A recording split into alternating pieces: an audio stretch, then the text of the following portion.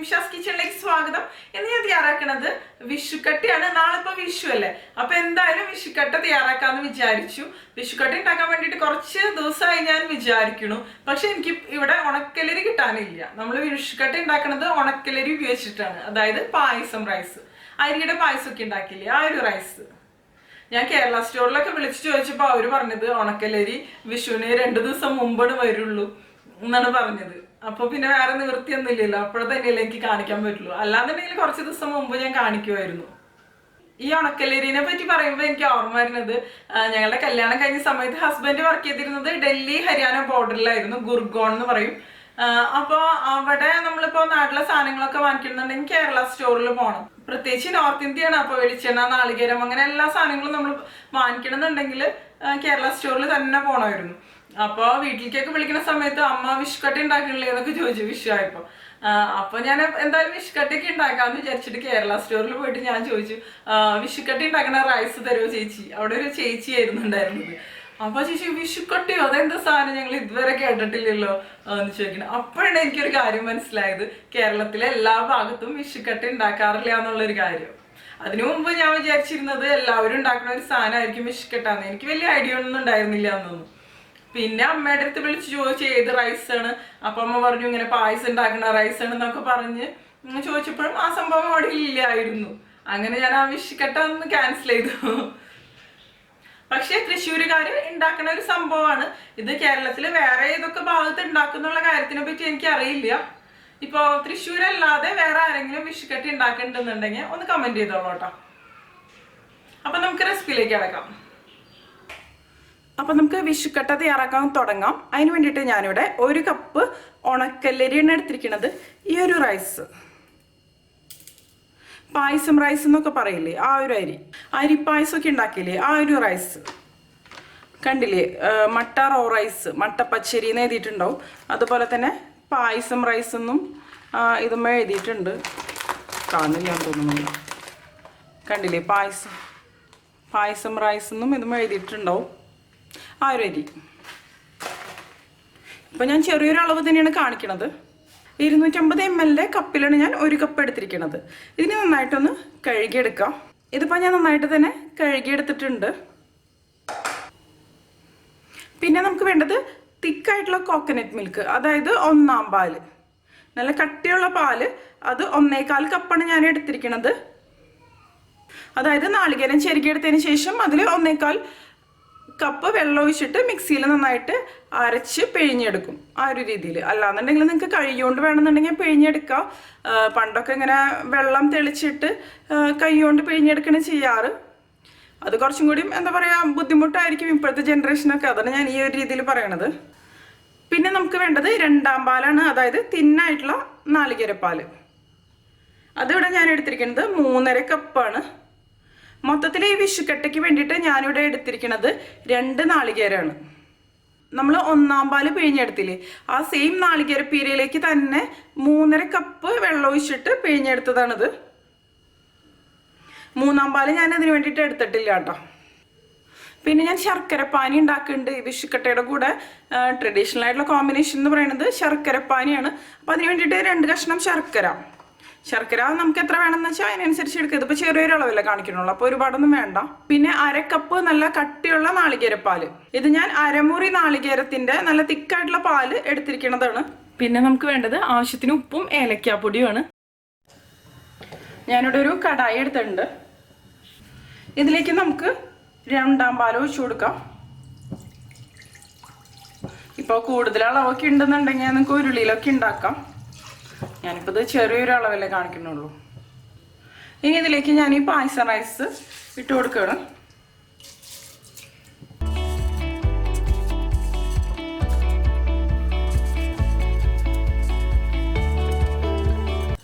ഈ ഉണക്കലരി കുതിർത്ത് വെക്കേണ്ട ആവശ്യമൊന്നുമില്ല, കഴുകിയിട്ട് ഡയറക്റ്റ് തന്നെ ഇട്ട് കൊടുക്കാം. ഒന്ന് ഇളക്കി കൊടുക്കാം. പിന്നെ ചിലവർ ഇത് പ്രഷർ കുക്കറിൽ വേവിച്ചെടുക്കാറുണ്ട്. പ്രഷർ കുക്കറിലാകുമ്പോൾ കുറച്ചും കൂടി എളുപ്പമാണ്, പെട്ടെന്ന് പരിപാടി കഴിയും.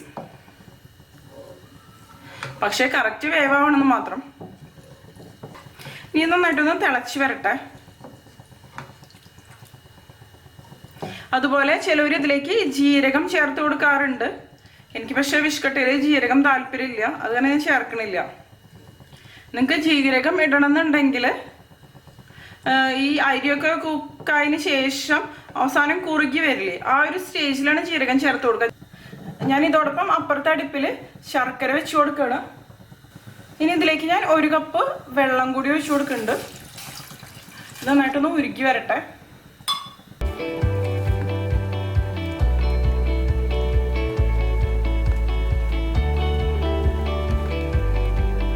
ഞാനിതിന് വേണ്ടിയിട്ട് എടുത്തിരിക്കുന്നത് 150 ഗ്രാം ശർക്കരയാണ്.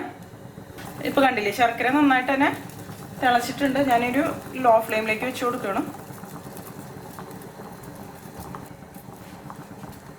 ഇടയ്ക്കൊന്ന് ഇളക്കി കൊടുക്കുക. ഇപ്പോൾ ഇത് നന്നായിട്ട് തന്നെ തിളച്ച് വന്നിട്ടുണ്ട്.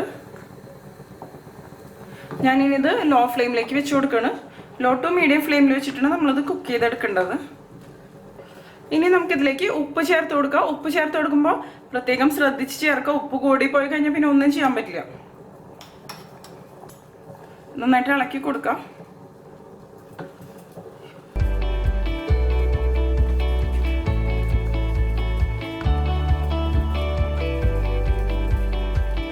ഈ സമയത്ത് നമ്മൾ ടേസ്റ്റ് നോക്കുമ്പോൾ ഉപ്പ് ഒരുപാട് മുന്നിട്ട് നിൽക്കരുത്, കാരണം ഇത് ഡ്രൈ ആയിട്ട് വരാനുള്ളതാണല്ലോ. ഇപ്പൊ കണ്ടില്ലേ, ഈ ഏരിയ ഒന്ന് സോഫ്റ്റ് ആയി തുടങ്ങിയിട്ടുണ്ട്. വേണമെന്നുണ്ടെങ്കിൽ അടച്ചു വെച്ച് വേവിച്ചെടുക്കാം. ഇടയ്ക്കൊന്ന് തുറന്ന് ഇളക്കി കൊടുത്താൽ മതി. ഞാനിനി ഇതൊന്ന് അടച്ചു വെച്ച് വേവിച്ചെടുക്കാൻ പോവാണ്. അടച്ചു വെച്ച് വേവിക്കുമ്പോൾ പ്രത്യേകം ശ്രദ്ധിക്കുക, ഇടയ്ക്കൊന്ന് ഇളക്കി കൊടുക്കുക, അല്ലാന്നുണ്ടെങ്കിൽ ഇത് പിരിഞ്ഞ പോലെ ഇരിക്കാൻ സാധ്യതയുണ്ട്. ഇപ്പൊ കണ്ടില്ലേ, നമ്മുടെ ശർക്കരപ്പാനി നന്നായിട്ട് ഉരുകി വന്നിട്ടുണ്ട്. ഞാൻ ഒന്നും കൂടി ഒന്ന് തിക്കാക്കി എടുക്കണം. കാരണം നമ്മൾ ഇതിലേക്ക് നാളികേരപ്പാല് ചേർത്ത് കൊടുക്കും. അത് കാരണമാണ് ഞാൻ ഒന്നും കൂടി തിക്കാക്കി എടുക്കണത്. ഞാനിനി ഇതൊന്ന് തുറന്ന് ഇളക്കി കൊടുക്കണം. വിഷുക്കട്ട വേവേണ്ടത് എങ്ങനെയാണെന്ന് വെച്ചാൽ ഒരുപാടും ഇങ്ങോട്ട് വെന്ത് കുഴയാൻ പാടില്ല, പക്ഷെ വെന്തിട്ടുണ്ടായിരിക്കണം. ചെറുതായിട്ടൊന്ന് കടിക്കണം. ആ ഒരു രീതിയിലാണ് വിഷുക്കട്ടയുടെ ഈ അരി വേവേണ്ടത്. അതായത് തീരെ വേവാതിരിക്കരുത് കേട്ടോ. തീരെ വേവാതിരുന്ന് കഴിഞ്ഞാൽ ഇത് കഴിക്കാൻ ടേസ്റ്റ് ഉണ്ടാവില്ല. ഇനി ഞാനിത് അടച്ചു വെച്ച് വേവിക്കണില്ല. ഇതിപ്പോ ഒരു 3/4 ഭാഗത്തോളം വെന്ത് വന്നിട്ടുണ്ട്. കണ്ടില്ലേ, ഈ ഒരു രീതിയിൽ. ഇനി ഇതിൽ നമ്മൾ ഒഴിച്ച് നാളികേരപ്പാല് നന്നായിട്ടൊന്ന് ഡ്രൈ ആയിട്ട് വരട്ടെ. അതിനുശേഷം നമുക്ക് ഇതിലേക്ക് 1/4 പാല് ചേർത്ത് കൊടുക്കാം. ഇപ്പൊ ഇത് നന്നായിട്ട് ഡ്രൈ ആയിട്ട് വന്നിട്ടുണ്ട്. ഞാനിനി ഇതിലേക്ക് 1/4 പാല് ഒഴിച്ചു കൊടുക്കണം.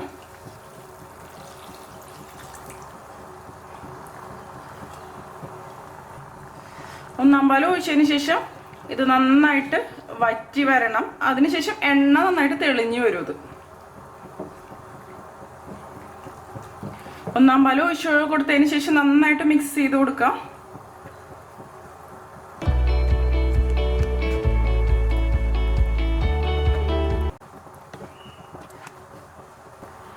ഇനി ഇത് നന്നായിട്ടൊന്ന് വറ്റി വരട്ടെ. ഇപ്പൊ നമ്മുടെ ശർക്കരപ്പാനി കണ്ടില്ലേ, അത്യാവശ്യം തിക്കായിട്ട് വന്നിട്ടുണ്ട്. ഞാൻ ഫ്ലെയിം ഓഫ് ചെയ്ത് കൊടുക്കണം. ഇനി ഇത് നന്നായിട്ട് തണുത്തതിന് ശേഷം നമുക്ക് അരിച്ചെടുക്കാം. ഈ സ്റ്റേജിൽ നമ്മളിത് ഇളക്കി കൊടുക്കണം കേട്ടോ, അല്ലാന്നുണ്ടെങ്കിൽ പിരിഞ്ഞ പോലെയൊക്കെ ഇരിക്കാൻ സാധ്യതയുണ്ട്. ശ്രദ്ധിച്ച് ഇളക്കാം.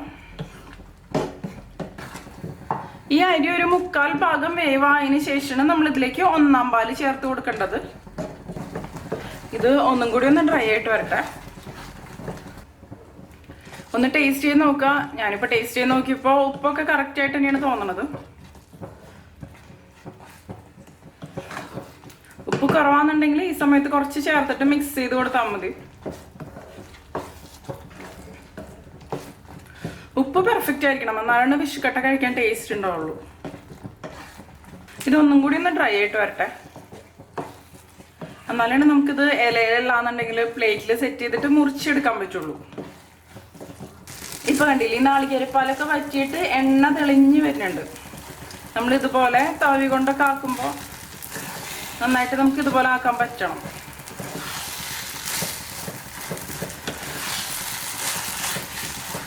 ഇതിപ്പോൾ ആവശ്യത്തിന് ഡ്രൈ ആയിട്ട് വന്നിട്ടുണ്ട്. എണ്ണയൊക്കെ തെളിഞ്ഞ് വന്നിട്ടുണ്ട് നന്നായിട്ട് തന്നെ. ഞാനിനി ഫ്ലെയിം ഓഫ് ചെയ്ത് കൊടുക്കുകയാണ്.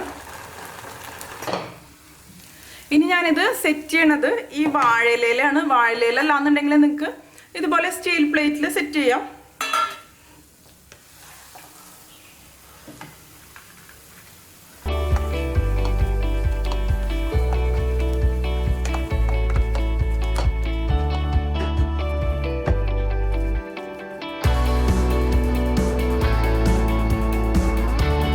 ആദ്യം നമുക്ക് ഇതുപോലെ തവി വെച്ചൊന്ന് ഷേപ്പ് ചെയ്ത് കൊടുക്കാം.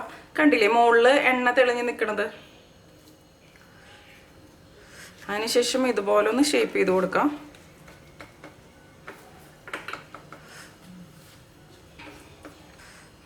എല്ലാ ഭാഗത്തും ഒരുപോലെ തിക്നെസ് വരുന്ന രീതിയിലാണ് നമ്മളിതിൽ സെറ്റ് ചെയ്തെടുക്കേണ്ടത്. നന്നായിട്ട് എല്ലാവിടെയും ഒരേ തിക്നെസ്സിലാക്കി കൊടുക്കാം. കണ്ടില്ലേ വാഴയിലേമ്മ എണ്ണ തെളിഞ്ഞിരിക്കണത്.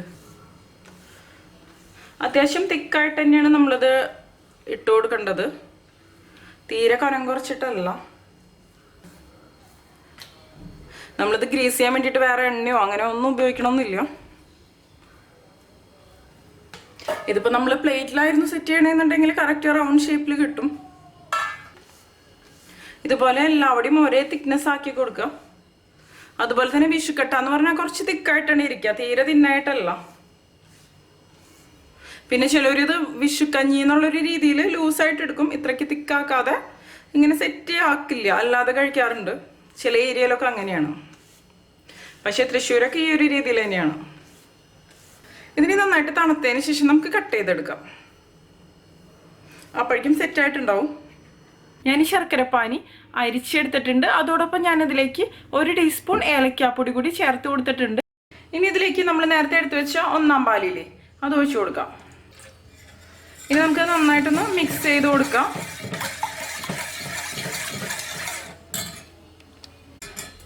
ഇതിപ്പോൾ റെഡി ആയിട്ടുണ്ട്. ഞാൻ നന്നായിട്ട് തന്നെ മിക്സ് ചെയ്ത് കൊടുത്തിട്ടുണ്ട്. നല്ല ചൂടോടുകൂടി ഇതിലേക്ക് ഒഴിച്ചു കൊടുക്കരുത്, ചെറിയൊരു ചൂടോടുകൂടി മാത്രം. ഇതിലേക്ക് നാളികേരപ്പാൽ ഒഴിച്ചു കൊടുക്കുമ്പോൾ കുറച്ചും കൂടി ടേസ്റ്റിയാണ്.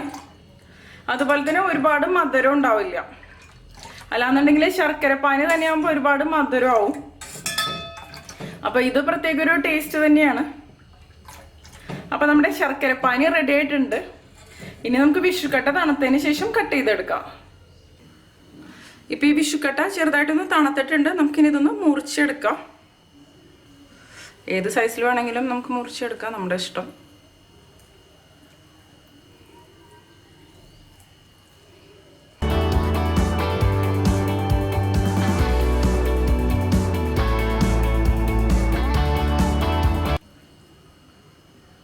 കണ്ടില്ലേ നമ്മുടെ വിഷുക്കട്ട.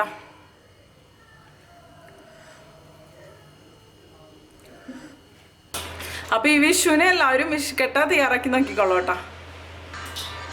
അപ്പൊ നമ്മുടെ ടേസ്റ്റി ആയിട്ടുള്ള വിഷുക്കട്ട റെഡി ആയിട്ടുണ്ട്. അപ്പൊ എല്ലാവരും ട്രൈ ചെയ്ത് നോക്കിയിട്ട് നിങ്ങളുടെ എക്സ്പീരിയൻസ് ഷെയർ ചെയ്തോളൂ കേട്ടോ. നിങ്ങൾക്ക് എന്റെ വീഡിയോ ഇഷ്ടമാക്കുകയാണെങ്കിൽ നിമിഷാസ് കിച്ചൻ സബ്സ്ക്രൈബ് ചെയ്തോളൂ കേട്ടോ. പിന്നെ ലൈക്ക് ചെയ്യുക. അതോടൊപ്പം നിങ്ങളുടെ ഫ്രണ്ട്സിനും ഫാമിലിക്കൊക്കെ ഒന്ന് ഷെയർ ചെയ്ത് കൊടുക്കുകയും ചെയ്യാം. അതുകൂടാതെ നിങ്ങളുടെ അഭിപ്രായങ്ങൾ കമന്റ് ചെയ്തോളൂ കേട്ടോ. അപ്പൊ മറ്റൊരു അടിപൊളി റെസിപ്പി ആയിട്ട് നമുക്ക് വീണ്ടും കാണാം.